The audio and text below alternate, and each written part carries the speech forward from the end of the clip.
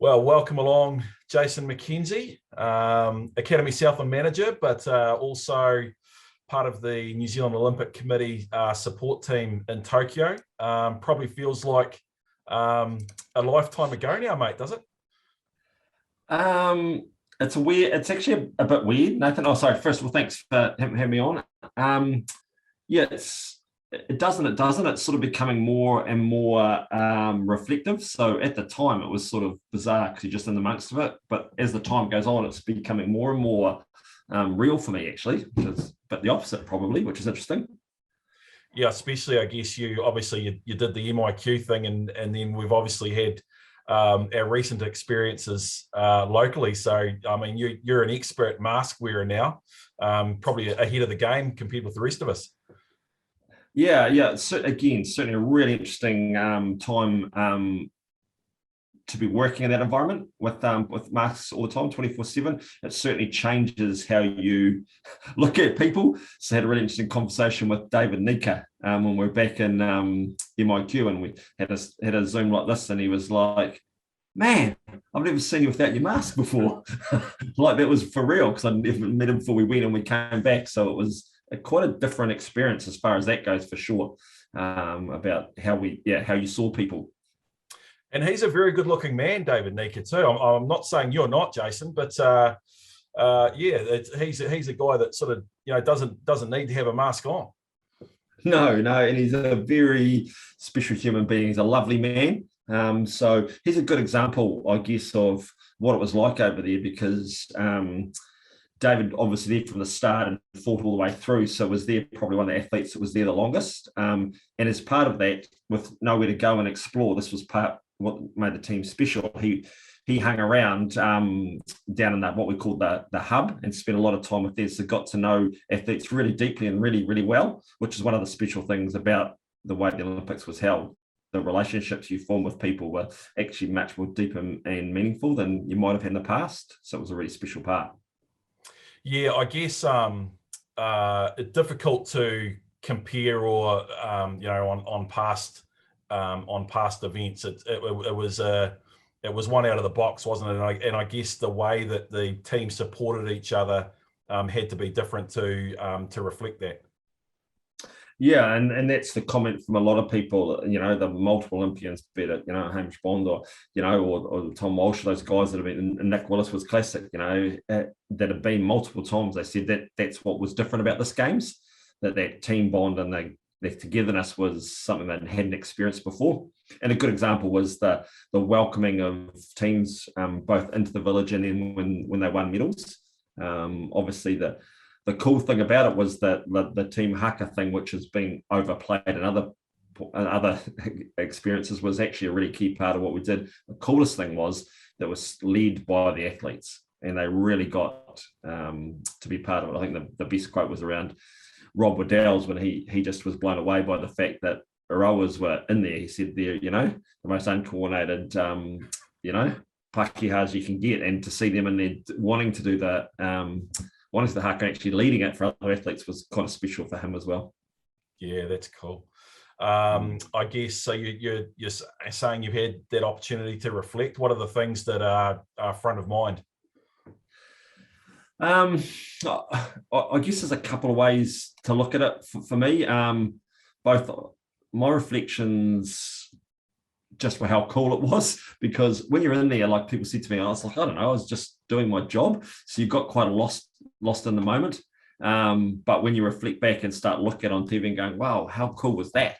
And just seeing those and getting a bit of distance from something, you can see what an awesome experience it was. But I guess in the terms of as an experience, was it what I expected?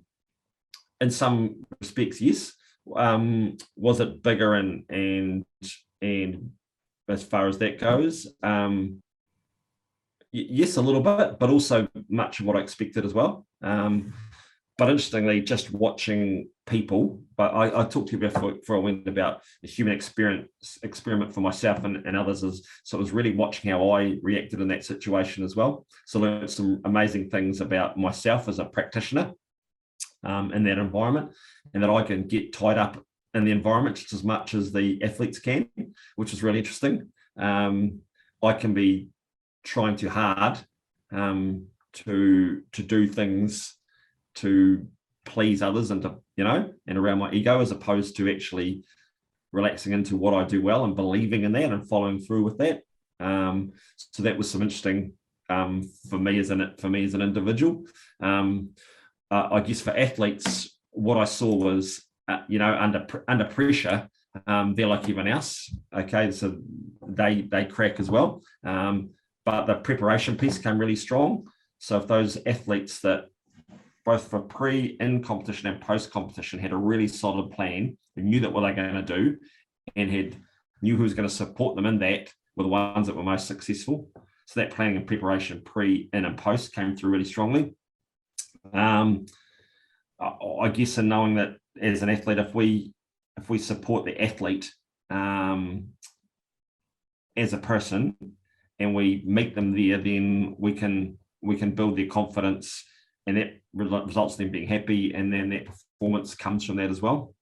And I guess the other big learning for me, and I put in my reflection, is that the real authenticity and your truth is where the power is. What I talked about it. It's like, and I used the example of the one sport I was involved with, and as a team, they thought that they were really together, but it wasn't until stuff went wrong and they really had those honest conversations that then they were able to go, wow, I am really scared of this. I am shitting myself. This is what I need. Then they were able, that layer of authenticity came through. Then they were able to perform way above, I guess, what they previously had. And that was pretty special to see that as well. And the other probably big thing is everyone gets wobbly, as we all do. But the key thing was about, and a lot of our work was connecting people back to their anchors, things that worked for them and what their strengths were. So in the moment they could perform. And that was the other thing that I think we spent a bit of time with as well. So it's a long-winded answer to a simple question. I'd expect nothing less, mate. I remember Com Games in Glasgow and the Silver Ferns, Jamaica, and Usain Bolt walked past with his entourage. And for me, that was a real goose pimply moment of this is real. I'm here. Did you have a moment like that? Not so much. It was interesting because there's quite a few athletes that you didn't know who they were because you saw their mask on, so it's actually hard to see. But there's the odd athlete, isn't it, like a Yale Ming that you can't miss. That's can't sit in the food hall with his legs under the table. That were pretty cool. But for me, I think it was that there was a moment. It was the end of the day. I think it was a feature. It was the massive day. I think it was the biggest day of one of the medal halls, and I was just like, I've run in my reflection. I went, wow, pinching myself, can't believe I'm here, missing family. This is just amazing. And it was, I think it was like, wow, you're just sitting here, all this amazing stuff's going on around you. And there's just people coming back, and there was medals everywhere, and the atmosphere was just electric. And that was probably that moment. I was like, holy moly, this is pretty amazing. Because as I said, and even now when you look at those moments on TV, because we didn't see them like that, we just saw them on Japanese TV. It's like, wow, that you connect back to those, pretty cool. That was probably one of the moments more than anything. And could you get a sense of just how it was such a successful games, despite all the challenges and tribulations, and the New Zealand public, obviously we get caught up in it. Did you have a sense of that from over there? No, this is really interesting because you're just so much in your bubble, it's literally and inward focusing, that you don't. And you didn't have the feed from New Zealand TV and stuff. So and like I said to people, you just get on with your job. So I just felt it because I felt like a little bit sometimes I had to stop and reflect on it, because you just getting into the days are big, right? You're up at 6:30. Teams are leaving, so you point them as they leave, you work through your day, and then teams are coming back late at night, you bed at 10 o'clock. So they're big days. And they're just, they're reasonably, full on at the time. So from the answer was no, it wasn't like I said, coming back and seeing that and go, wow. and people saying, well, this is all over the place. Like, I was like, well, okay, you're just doing your job, which is kind of weird, but it was that's how I found it. Mm. And I think from memory, one of your teams that you were particularly closely involved in was the doubles tennis guys, and obviously they had a pretty successful outing. Yeah, and again, so I guess one of the key things is working across some of those unsupported sports, which was part of my role. So it was just exciting to be with a group again. Two guys that hadn't worked together a lot, only around Davis Cup, so don't actually play together. And the coach Christoph, who was there as the coach, but he's not their personal coaches. So the challenges they have, of bringing that together are pretty phenomenal. But again, got to experience a coach and a couple of athletes that were really open to growth and development in that moment, which is pretty hard. Super experienced guys, been around the world and done this lots and lots of times. But again, second Olympics as a peer, and going on that journey with them was pretty cool. And seeing their ups and downs and being part of that as they grew and got into that place in that pinnacle match for the bronze medal, they could actually deliver it in the moment. And that was awesome to be part of and support them through, because it's not smooth and you only see those tiny little pieces. And then those guys have to be 1 week later, they're back playing in the next match, in the US, which is kind of crazy for them as well. But they absolutely loved the environment and that as well. And they just, again, can't wait to be part of it again. And you were there from set up right through to the end. How did it wrap up for you? Yes, that was interesting because, again, it was a bit like, my background, as you know, in school teaching, it's a bit like when we got the setting up for the school year, and it's like, it's cool, and then you're getting around and there's no one in the food hall and it's just rocking around. It was like, wow, this is pretty cool. You can do what you like. Then all of a sudden, whoopfa, there was 6,000 people there, which is kind of crazy. And they had this massive energy that it brought to this environment. So there's this massive energy. And for that first week, it got to a real peak in that middle weekend where there was, I think, 8,000 or 9,000 or 10,000 people in the village, and it was just pumping. And it pumps from like 7 in the morning to midnight to 2 o'clock in the morning. There's just so much happening, and it has its own vibe. So it was interesting. I was standing with Chris Ladle talking after they'd won their silver medal or lost their gold medal match, the way you look at it.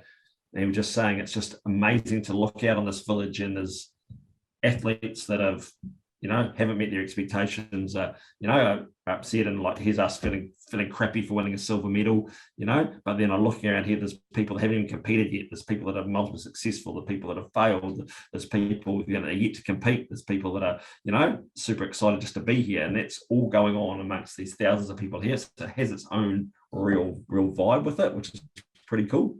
Then into the second week, the bulk of our athletes left, and we're down to a few sports like athletics, and it was actually, it got really quiet. It got sort of strange for a while, and then the sort of the vibe was around the athletics, but it wasn't as full. And then when they all left, it was like, well, yeah, it was a bit weird, and you went to a couple of days of cleanup. So it was sort of, the emotions were quite up and down with it as well.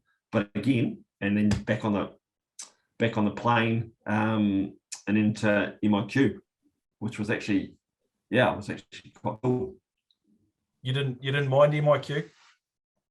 No, mate. So it's like so people deliver food to your door at 8 o'clock and at 12 o'clock and 5 o'clock, and it's not that hard. Yes, so it's a mindset thing, right, around how you go into the experience, and everyone's different. But for me, it was around that. It was about setting up again. If you're planned for it and you had a mindset around it, you were ready for it. That, and it's the same thing as athletes. If the people that did that tended to do really well in that, there was plenty to do for me. And again, setting up a key structure around how my day was going to look, and that was really good. We certainly had some.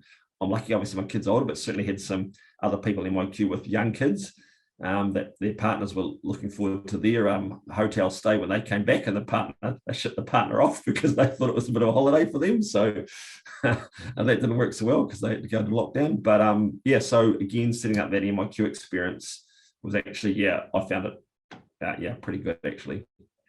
Yeah, I was impressed with your little exercise circuit that you'd set up in your room. Was that something you kept up for the whole fortnight? Yeah, so as Nat said, I've got a special little video of my running circuit, which was probably a 10-meter loop, I reckon. So from my door, around my room and back again, and then I went the other way. So yeah, something that, again, it was just something different. I got a bike in the second week as well, so I used a bit of both. So I could go the duathlon, but not the triathlon. So, but again, it was something that I structured my days to put that exercise in that morning slot. 2 types of exercise, then got outside for the afternoon to create that structure. So it's something that it's again, you really enjoyed it. Actually missed it when I've come home again. I've got back out of that. I probably exercise in there more than I do at home, which is interesting. Absolutely. Now your support role with athletes, that's an ongoing thing, isn't it? Yep. So it's something that the NZOC and HPCNZ and Sport New Zealand committed to through the end of 2022. And that's to support, I guess, from the wellbeing transition piece and mental skills piece through to the end of 22 in Birmingham and the Commonwealth Games. So continue to work with some athletes as we go. That transition period for athletes is obviously really important.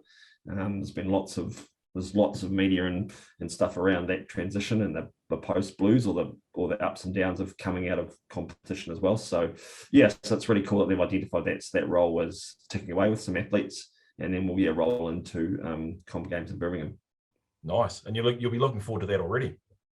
Yeah, I sort of am. Always been. I didn't think I'd ever get to Olympics before a Commonwealth Games, so I'm actually quite excited to experience that. I guess the more the width of the Commonwealth Games and those athletes as well. So again, potential for more of our Academy Southland athletes to be there because that was quite special to spend some time with Elena, obviously.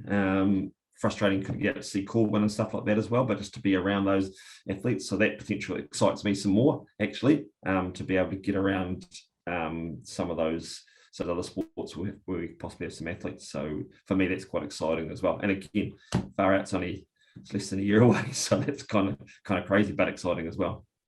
Awesome, mate. Hey, well, thanks for the catch up. Good. You did a wonderful job over there, obviously flying the flag for Southland and for Academy Southland. And yeah, thanks, mate. No worries. Thank you.